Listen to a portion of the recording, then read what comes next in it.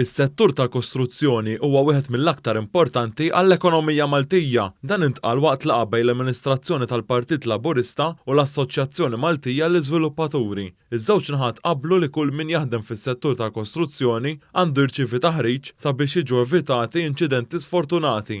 Id-deputat mexxej għall-affarijiet tal-Partit Laburista, Daniel Mikallef, qal kif bħala partit kellu diversi diskussjonijiet għaliex jemmen li għandu jkun hemm bilanċ bejn l-iżvilupp u l-ambjent. Bla dubju li huwa settur importanti ħafna għall-ekonomija Maltija, settur li jimpjega għexieren ta' eluf ta' nies, bla dubju settur kontroversjali ukoll u anke hemmhekk għandna numru ta' diskussjonijiet fejn wieħed irid jar kif ħajkompli evolvi dan is-settur mod pożittiv u mhux neċessarjament li ikun għad-detriment ta' aspetti oħrajn tas-soċjetà Maltija. Il-President tal-Assoċjazzjoni Maltija l-Iżviluppaturi, Sandro Ketkuti, qal kif jinsab onorat din il-laqgħa kordjali u jispera li jkun hemm aktar laqgħat il quddiem. Fi studju li sar minn kumpanija Maltija mill-2016 sal-lum żdiedu b'14,000 ħaddiem fis-settur tal-kostruzzjoni li jfisser 10% tal-prodott domestiku gross.